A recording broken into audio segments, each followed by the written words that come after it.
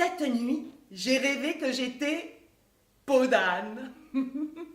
Pendant 45 minutes, Emma revêt le costume de peau d'âne. Seule sur scène, elle est à la fois la conteuse, la petite fille, elle, ou encore la marraine. L'actrice jongle entre les personnages et surtout les genres théâtraux. Remarre de cette peau d'âne. Il y a le conte, il y a le dialogue, mais avec un personnage a priori qui n'existe pas, donc passer d'un personnage à l'autre. La commedia dell'arte avec le masque, et s'amuser à aller au-delà presque de la commedia en faisant les autres personnages vraiment avec des expressions que du corps, du souffle, de la voix qui se transforme.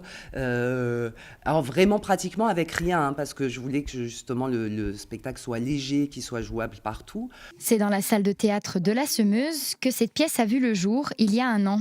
Inspirée de la BD Peau d'âne du niçois Edmond Baudouin, Emma donne une vision revisitée du conte de fées adapté aux enfants en abordant des sujets actuels. C'est toujours terrible, les contes de fées, hein. Il y a toujours une morale. Et donc, adapté, oui, parce que je trouvais intéressant cette proposition aussi, que ça finisse pas forcément par ils se marièrent et eurent beaucoup d'enfants à l'époque actuelle.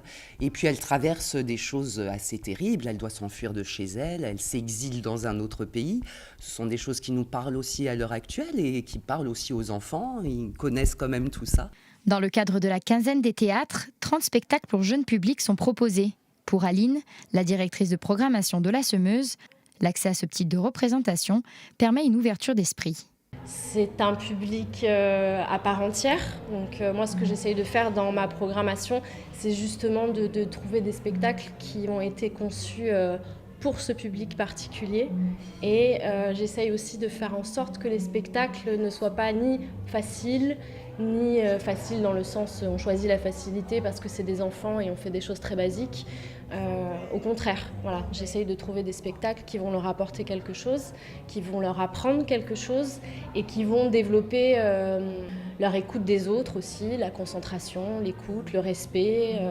Avec plus de 100 spectacles au programme et 21 salles participantes, la quinzaine des théâtres permet de découvrir ou redécouvrir la ville de Nice comme une terre de théâtre et de culture, et ce, jusqu'à dimanche prochain.